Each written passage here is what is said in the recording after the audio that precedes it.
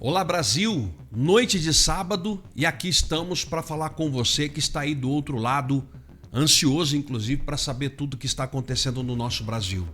Esse é o meu compromisso com você, eu tenho diversos assuntos, é por isso que eu estou aqui neste momento gravando esse vídeo para entrar na sua casa com a sua permissão, para que possamos falar das coisas do nosso Brasil. Tem muitas notícias que por mais que é final de semana, as coisas em Brasília elas não param, porque nós temos 2 semanas bombástica de tudo que pode acontecer. São 2 semanas decisivas. Eu tenho alguns assuntos aqui, né? Eu tenho muita coisa para falar do filho do Lula, que provavelmente vai estremecer a República do próprio Lula e o governo federal. Eu tenho uma decisão do Davi Alcolumbre, que tomou uma decisão fantástica, não sei até quando, porque toda vez que o Davi Alcolumbre toma uma decisão é tentando negociar algo.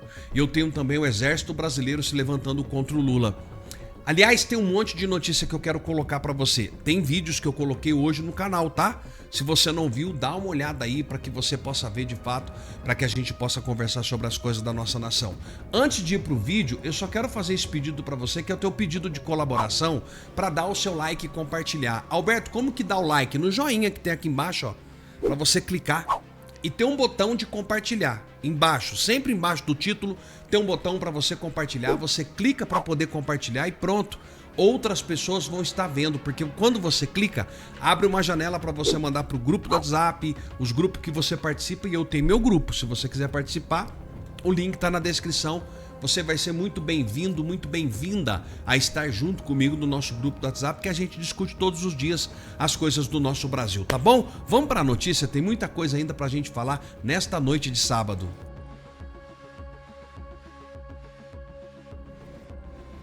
Brasil, isso não era para estar acontecendo. Eu queria sentar aqui hoje e trazer uma boa notícia, mas não tem não. O que está saindo agora é muito grave. Donald Trump teria tomado uma decisão que deixou o Planalto inquieto e setores do judiciário em alerta máximo. A informação que circula em veículos independentes, como Revista Oeste e Gazeta do Povo, apontam que os Estados Unidos estariam se preparando para revogar a Lei Magnitsky, especificamente direcionada ao Alexandre de Moraes e a sua esposa. E aí que vem a parte que ninguém esperava. Parece que Donald Trump e Lula fizeram um acordo e o Bolsonaro não está nesse acordo. A pergunta é: por quê? Estratégia, resistência ou algo ainda maior nos bastidores? A verdade é que, goste ou não, o tabuleiro virou. Eu quero mostrar tudo o que está acontecendo para vocês, mas antes, claro, deixa eu te cumprimentar. Eu sou o João Vitor, muito bom dia. É um grande prazer ter vocês por aqui. Eu só peço antes que vocês me ajudem a compartilhar, tá bom?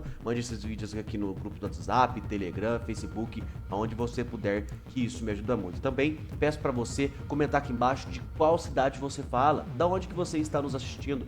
Isso é muito importante. E você também se inscrevendo nesse canal, você recebe notícias quentes todos os dias. E agora, pessoal, sem enrolação, vamos direto para a matéria, porque a coisa tá feia. Olha aí. Estados Unidos avaliam revogar Lei Magnitsky contra Alexandre de Moraes e mulher. Revista Oeste, dia 4, agora já no finalzinho da tarde para a noite.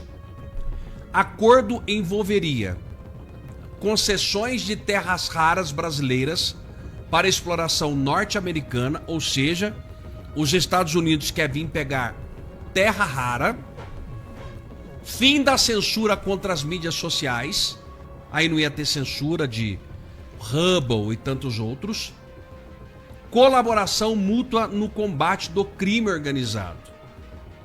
Onde está o presidente Bolsonaro aqui? Vamos ler. O governo dos Estados Unidos cogita revogar a aplicação da Lei Magnitsky contra o ministro Alexandre de Moraes do Supremo Tribunal Federal e Viviane Barsi de Moraes, mulher do magistrado. Segundo fontes do governo americano, o pedido da revogação da Lei Magnitsky chegou à Casa Branca e está em fase de análise. Cancelamento das sanções estaria condicionado a um acordo entre Lula e Trump. A negociação envolve concessões de terras brasileiras raras para exploração norte-americana, o fim da censura contra as mídias sociais e o cancelamento de impostos contra as Big Techs e colaboração brasileira no combate a crime organizado e o término de qualquer operação de cooperação do Brasil com a China no setor de satélite. Neste último caso, a empresa Starlink do empresário Elon Musk poderia se beneficiar. O canal para a negociação entre o governo americano e o governo brasileiro foram os irmãos Joesley Batista e Wesley Batista, controladores da JBS. Eles viajaram diversas vezes para os Estados Unidos nos últimos meses, onde encontraram com o presidente Donald Trump. A partir dali, intermediaram a mais recente conversa entre Trump e Lula na Malásia. A JBS é a maior produtora de carne bovina dos Estados Unidos, com mais de 80% de participação do mercado e cerca de 80 bilhões de ativos em território norte-americano. A empresa foi a maior doadora da cerimônia na posse do mandatário de Donald Trump e contribuição de mais de 5 milhões de dólares. Para ajudá-los nas articulações com a Casa Branca, os irmãos Batista teriam contratado 4 empresas de lobby. O encontro ocorreu em meio à abertura de uma investigação federal nos Estados Unidos contra a JBS por formação de quartel. Segundo os investigadores, o frigorífico brasileiro teria se juntado a 3 empresas do setor de carne para manter o preço dos produtos artificialmente elevado. Esse assunto é particularmente importante para Trump porque vê diminuir a possibilidade da causa da inflação no país. Na última viagem dos Estados Unidos, na semana passada, Batistas teriam reunido com o secretário do Comércio, o Howard, e aceito a reduzir o preço do mercado americano. Desde novembro do ano passado, os Estados Unidos firmaram um compromisso financeiro sem precedente para tornar o Brasil um pilar nas cadeias de suplementos de terras raras no Ocidente, o que alteraria radicalmente a dinâmica da segurança energética global. Por meio da Corporação Financeira de Desenvolvimento, os Estados Unidos toparam investir 465 milhões para expandir operação de mineração de Serra Verde em Goiás. Esse é um dos maiores compromissos já assumidos pela DFC com infraestruturação crítica e mineração, que demonstra uma estratégia geopolítica coordenada para reduzir a dependência norte-americana dos monopólios chineses de processamento mineral. Aí conta das terras raras, Big Techs, tá? Aqui ó, rede social. Um outro assunto em pauta envolve o projeto da lei das Big Techs, que o governo brasileiro enviou ao Congresso em setembro. Durante conversas, interlocutores de Trump teriam pedido o arquivamento dessa proposta e de qualquer outra que tenha a mesma finalidade. O governo Lula, por meio dos batistas, também teria aceitado congelar o acordo de colaboração entre empresas brasileiras, Telebrás e empresa chinesa de satélite Space Seals, firmado em 2024. Nesse caso, Space Seal daria lugar a Starlink. Combate ao tráfico. Lula também teria aceitado a proposta de colaborar com autoridades norte-americanas no combate de narcotráfico e ao crime organizado. A Gazeta, deixa eu colocar aqui, pera um pouquinho, vou liberar para você aqui. A Gazeta do Povo, ela pega com Rodrigo Constantino, que você conhece. Trump abandonou o Brasil? Preste atenção aqui nesse raciocínio, né? Postado hoje, agora já de tarde para de noite. O clima nos grupos de direita é o pior possível. Muitos questionando se fomos abandonados por Trump. Não por conta dos elogios feitos a Lula, que é parte da estratégia da negociação do presidente americano, mas por fortes boatos de que Lula estaria disposto a entregar algumas demandas americanas e, acima de tudo, a cabeça de Maduro. Olha onde vai, hein? É onde entra a ida de Joesley Batista para a Venezuela, para tentar convencer Maduro a renunciar e viver num país como Catar, cheio de grana. Trump quer a saída de Maduro, que seria uma importante vitória política, mas não deseja guerra prolongada, que seria a quebra de promessa de campanha. Será que os irmãos Batista vão ajudar a entregar isso? rumores atestam que até a lei Magnitsky contra Alexandre de Moraes pode cair. Rodrigo Constantino falando. Seria uma desmoralização total do instrumento e uma vitória e tanto do consórcio PT-STF. Moraes ficaria nas mãos de Lula, grato pelo favor, e a direita brasileira totalmente desamparada. Uma postagem de Paulo Figueiredo no X dessa segunda gerou apreensão nos conservadores. Não te alegres a meu respeito, ó minha inimiga, ainda que eu tenha caído. Levantar-me-ei ainda que esteja nas trevas. O Senhor será a minha luz. Miqueias 7:8. Alguma coisa aconteceu de muito ruim e as especulações vão nessa linha, que Trump traiu a direita bolsonarista. Por outro lado, até compreensível, Trump nunca escondeu que coloca os interesses americanos em primeiro lugar. Ele fez muito pelo Brasil, mas o que rendeu em troca? As elites ficaram contra ele. Até a direita resolveu detonar Eduardo Bolsonaro e Silas Malafaia chegou a condenar uma bandeira americana no protesto contra o STF. Ora, o recado é que talvez as nossas elites não queiram mesmo se livrar do Moraes. A Cavalaria do Norte mostrou sua força. Parecia dispostas a nos ajudar na luta contra as sanções com Magnitsky, mas o reforço do exército local não veio. Ao contrário, os isentões lançaram uma chuva de críticas a Trump, apelando por uma soberania fajuta. Por que ajudar um povo que não quer ser ajudado? Que se vire então.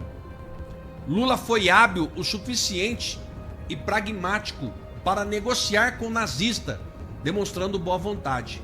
Ocupou o espaço deixado pela própria direita, que virou as costas para o Eduardo. Até o Zema resolveu atacá-lo. Eduardo Bolsonaro e Paulo Figueiredo ficaram isolados, enquanto os irmãos batistas, com milhões doados por Trump, articularam acordos, milhões doados a Trump, tá? Articularam acordo e interesse para o governo Trump. Eis o possível resultado. Rumores de que atestam que até a lei Magnitsky contra Alexandre de Moraes pode cair. Seria uma desmoralização total e uma vitória para o PT. E a direita brasileira totalmente desamparada, sem saber como reagir com os novos abusos de Toffoli e Gilmar Mendes. Resolveram focar em 2026, os políticos. E agora vão usar um boneco de papelão de Bolsonaro para enfrentar toda a máquina estatal populista de Lula com a ajuda do STF e TSE no processo. Impossível não observar isso tudo e sair com a nítida sensação de que eles venceram. O Brasil caminha para um período ainda mais sombrio do que está. Opinião de Rodrigo Constantino, qual eu amo de paixão, comentário dele. Eu queria pedir para você dar o seu comentário nisso. Eu acho que o Gilmar Mendes acaba de nos dar uma oportunidade que nós estávamos esperando há mais de 6 anos, desde que o STF começou a implementar essa ditadura do judiciário. E eu vou te explicar por quê. Depois de 24 horas analisando calmamente a reação da imprensa, do centro e até de uma parte da esquerda, eu cheguei à conclusão de que se era preciso uma união de grande parte da população brasileira e de figuras de grande importância na política para poder botar um freio no STF e começar o processo de resgate da democracia, essa união está acontecendo agora. Se você prestar atenção, até o Randolfo Rodrigues, que é do PT, um senador do PT, ficou revoltado com essa decisão, esse golpe de Estado, né, que o Gilmar Mendes deu ontem no Brasil. Aí nós vemos a reação de jornalistas da Globo, que nos últimos 6 anos vem defendendo tudo que o STF faz. E até mesmo o jornalismo militante da Globo percebeu que o que o Gilmar Mendes fez é uma aberração que não pode ser levada adiante. Está se criando uma pressão tão grande que, primeiro, eu acredito que algum ministro do STF vai pedir vista, e segundo, eu acho que vai ser muito difícil pessoas como Fachin ou Carmen Lúcia, ou até mesmo Zanin, votar favorável a essa aberração que o Gilmar Mendes soltou ontem. Então, esse aqui, por exemplo, são 2 trechos que eu peguei de jornalistas que sempre defenderam o STF. Dá uma olhada. A decisão do Gilmar Mendes, eu entendo que a decisão do Gilmar Mendes é imoral e escandalosa. Por quê? Porque a nossa Constituição abre dizendo que todo poder emana do povo. Não é todo poder emana do Supremo Tribunal Federal.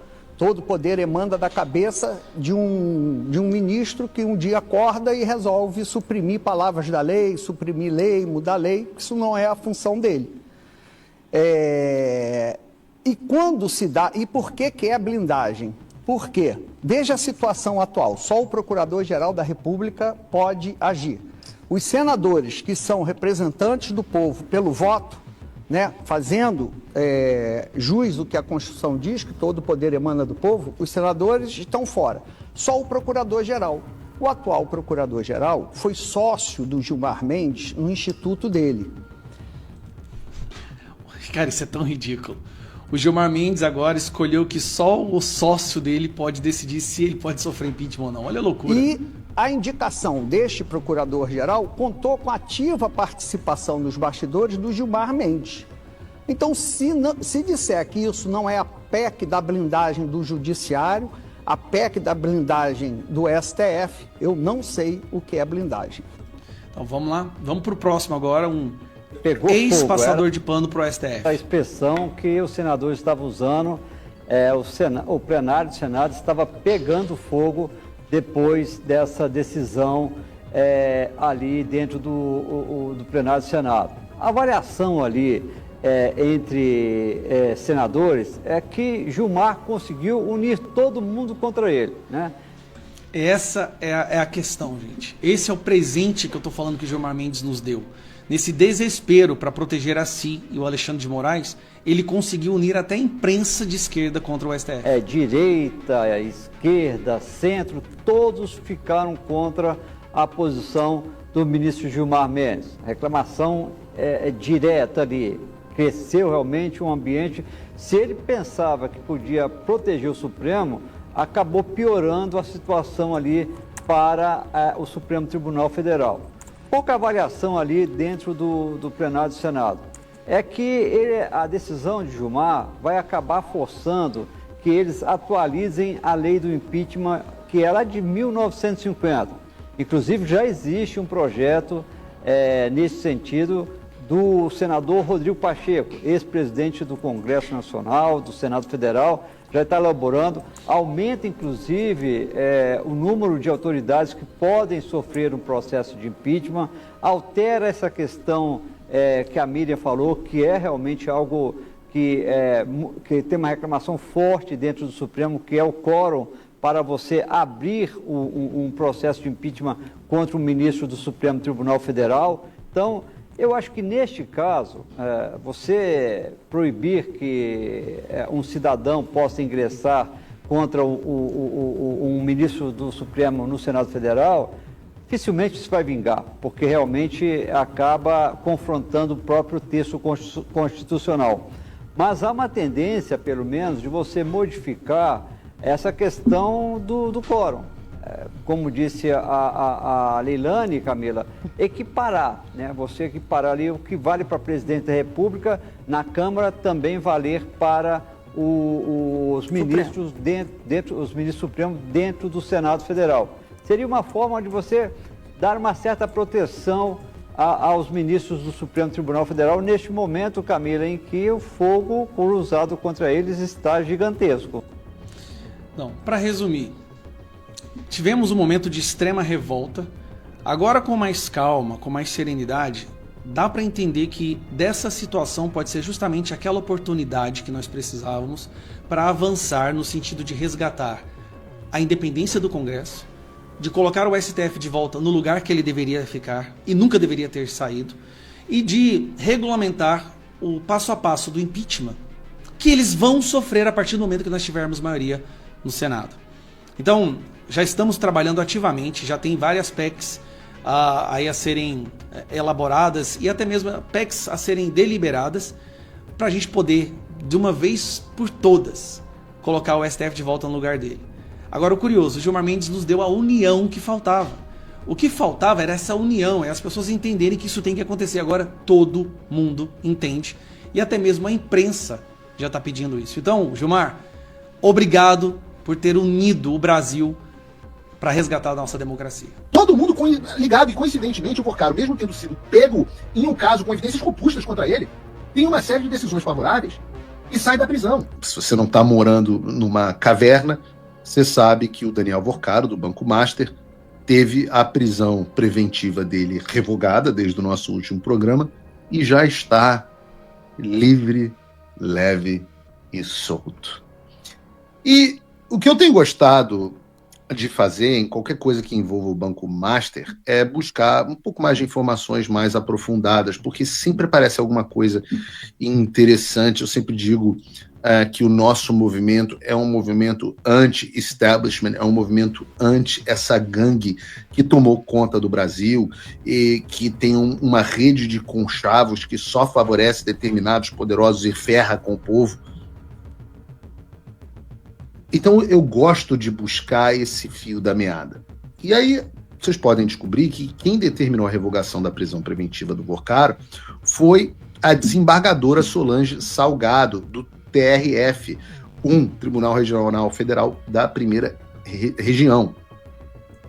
E a decisão também foi estendida a Augusto Ferreira Lima, ex-CEO e sócio, Luiz Antônio Bull, diretor de Risco Compliance, RH, Operações e Tecnologia, Alberto Félix de Oliveira Neto, superintendente executivo de tesouraria, e Ângelo Antônio Ribeiro da Silva, sócio.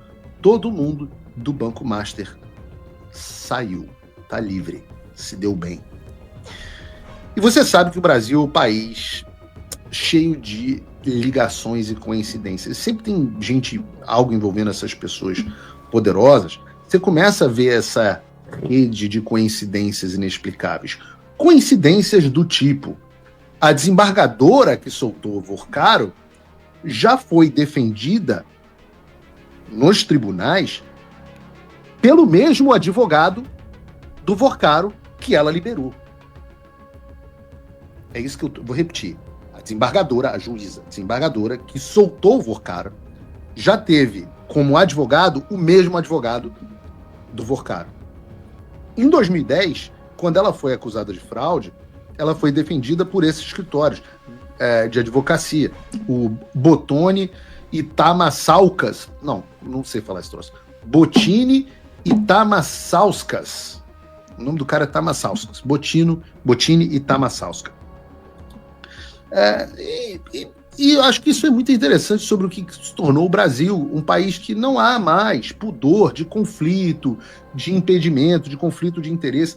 Não há mais nenhuma. Uma desembargadora contrata o escritório de advocacia para defendê-la e, mesmo tendo relação com esse escritório, não é considerada de impedir e julgar causas promovidas pelos advogados que ela própria pagava para que a defendesse. E isso se tornou normal. Agora, isso aí não tem. Ninguém se assusta mais com isso.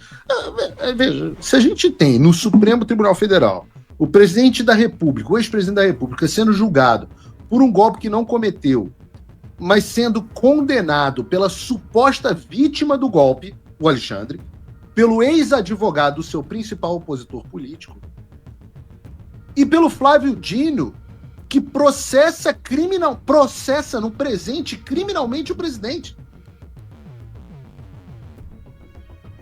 Isso, obviamente, é um exemplo no Supremo Tribunal Federal que irradia para todos os outros. Eu sempre digo, hoje o problema do Brasil no judiciário não é o Supremo Tribunal Federal, o judiciário é um problema como um todo. É corrupção, é conflito de interesse, a gente vai falar sobre isso hoje, é tráfico de influência. O Poder Judiciário brasileiro é um dos órgãos públicos mais corruptos do planeta Terra. E se você é advogado, responda aqui no chat o que você acha do Poder Judiciário. Se você já utilizou o Poder Judiciário, peço ao Bruno que coloque aqui a resposta de vocês na tela. Se você já utilizou o Poder do Judiciário de alguma forma no Brasil, eu quero que você diga o que você acha do Poder Judiciário, dê a sua opinião. Então, desde a justiça comum, olha isso aí, olha o que as pessoas estão dizendo na tela. Então, desde a justiça comum até a mais alta Corte Constitucional, está tudo tomado, está tudo aparelhado. Essa é a cultura da impunidade, da venda de sentença, das decisões combinadas. É um ajudando o outro. Mas você pensa que as coincidências do caso Vorcaro acabaram? Claro que não. Vejam, só hoje, o Toffoli, só hoje. Realmente está impressionante. O telefone hoje não para. Hoje, o Toffoli impôs um sigilo ao caso do Vorcaro no Supremo Tribunal Federal para evitar vazamentos que pudessem atrapalhar as investigações e causar nulidade no processo. Lembra, né? Vazamento no inquérito do golpe era vazamento de tudo. O Cid ia dar um depoimento da Polícia Federal, você tinha a íntegra do depoimento no G1, no WhatsApp da André Sadi, assim, mas não tinha nem terminado de digitar. Mas, diante disso, do Toffoli ter decretado esse sigilo, o que é que você pensa quando eu te falo que a mulher do Toffoli, a esposa do Toffoli, o ministro que decretou o sigilo no caso do Vorcaro, já foi sócia do advogado contratado por ele, que é o mesmo que defendeu a desembargadora que o soltou. Vocês estão entendendo essa teia de aranha? A desembargadora que soltou o Vorcaro foi cliente do escritório de advocacia, cuja sócia era a mulher do Toffoli que decretou o sigilo do caso. Todo mundo ligado, e coincidentemente o Vorcaro, mesmo tendo sido pego em um caso com evidências robustas contra ele, tem uma série de decisões favoráveis e sai da prisão. Revogaram a prisão preventiva de um cara que foi preso, não mexendo na tornozeleira, não. O cara foi preso no aeroporto tentando fugir. Revogaram a prisão preventiva de um cara que, graças à rede de informações que tem, que pode envolver essas pessoas, foi informado previamente de uma operação da Polícia Federal e tentou fugir da prisão. Não tem caso mais indiscutível de prisão preventiva, que eu acho que é um instrumento abusado no Brasil, mas não tem nada mais indiscutível do que isso. Há mais de 10 anos, a imprensa brasileira, de forma baixa e inescrupulosa, tenta usar a família do Bolsonaro, inventando coisas contra os filhos, contra a esposa, contra o irmão do Bolsonaro para desgastá-lo. Há mais de 10 anos, tentando encontrar alguma coisa que pudesse ser usada e nunca conseguiram encontrar nada. Os filhos do Bolsonaro nunca foram investigados por corrupção, por desvio de dinheiro público, nada. Apenas por suas palavras, por coisas que eles falam e da forma que eles defendem seu pai. Dito isso, vamos dar uma olhada para uma outra família que parece que a imprensa não dá a mesma atenção. Reconhecem essa pessoa? Essa aqui acordou recentemente com a Polícia Federal batendo na porta da casa dela de manhã por desvio de dinheiro da educação, do MEC, superfaturando kits para escolas. Essa aqui é a nora do Lula, não é ex-nora. Tanto é que quando a Polícia Federal bateu na porta dela, quem atendeu foi o filho do Lula, que também estava lá morando junto com ela. Então não é ex-nora. Essa aqui é a nora do Lula, que é recebida pelo Camilo Santana, que entra lá dentro do Planalto com a autoridade do Lula, roubando dinheiro público. Esse aqui ficou famoso recentemente. Esse aqui, você já bate o olho pela feição aqui, você já sabe. Esse aqui é o Frei Chico. Ele é o irmão do Lula, que está ali na diretoria de um dos sindicatos que mais roubou o dinheiro dos velhinhos. Só que foi convocado, sua convocação foi rejeitada. O governo, a esquerda, rejeitou investigar o irmão do Lula, que estava roubando os velhinhos. Foi blindado pelo Messias durante um ano, mas agora veio à tona que o Messias, aquele que o Lula quer indicar para o STF, cometeu crime de prevaricação protegendo o irmão do Lula. Agora nós vamos chegar neste cidadão. Esse cidadão que está aqui do lado do careca, do INSS, ele é filho de quem? Acertou, do Lula. Filho do Lula recebeu mesada do careca do INSS, diz testemunha. Depoimento de Edson Claro, ao qual a CPMI teve acesso parcial, indica que o valor pago a Lulinha era de cerca de 300 mil e que o filho do presidente também era sócio de Antônio Carlos Camilo Antunes. Envolvidos negam irregularidades. Então, uma testemunha que, para tentar diminuir a sua pena, está delatando e vai apresentar provas, está dizendo que o filho do Lula recebia R$300 mil como mesadinha, a mesadinha do Lulinha. A Comissão Parlamentar Mista de Inquérito do INSS tem indícios apurados pela Polícia Federal de que Fábio Luiz Lula da Silva, 50 anos, o filho mais velho do presidente, com Marisa, manteve relações de proximidade até uma sociedade comercial empresarial com Antônio Carlos Camilo Antunes, que é o Careca, né?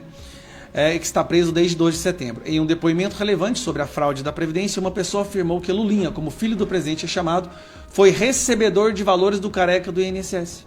Uma cifra aproximadamente de 25 milhões. Pagamentos mensais de 300 mil, que é tratado como mesada. Olha que vergonha, cara.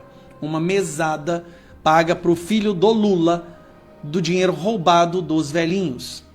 Nada mais certo do que convocar essa pessoa para ela poder se explicar. Afinal de contas, nós temos aí a CPMI do INSS, que está mostrando como que o Lula estava envolvido, como que o diretor da Previdência, que foi demitido, mas escolhido pelo Lula, estava envolvido.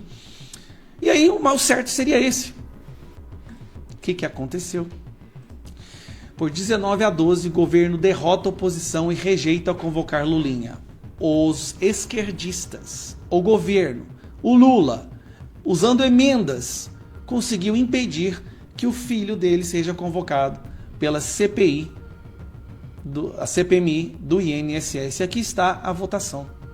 Eu vou fazer questão de aumentar um pouquinho para você ver o nome dessas pessoas que votaram contra. Randolfo Rodrigues, tá aqui, ó.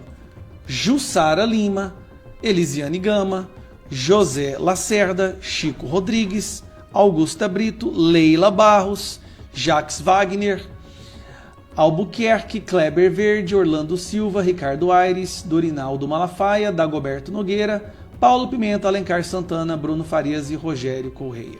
Essas pessoas votaram para proteger o filho do Lula, que foi delatado. Olha a loucura que a gente está. Banco Master subindo pro STF, Gilmar Mendes dando golpe de Estado, descobre-se que o filhinho do Lula, o Lulinha, recebe uma mesada do dinheiro roubado dos velhinhos e o governo impede que ele compareça. Gente, em 3 anos, a gente saiu de um país que estava diminuindo a criminalidade, diminuindo a corrupção, um país onde a população tinha orgulho de ser brasileiro, e viramos pior que a Venezuela. Olha os escândalos, um atrás do outro. Bom, isso é vergonhoso. Isso cara, um dia essas pessoas vão pagar. Mas um passo de cada vez. Primeira coisa, regulamentar o processo de impeachment através de uma PEC. Isso deve ser o foco agora do Congresso.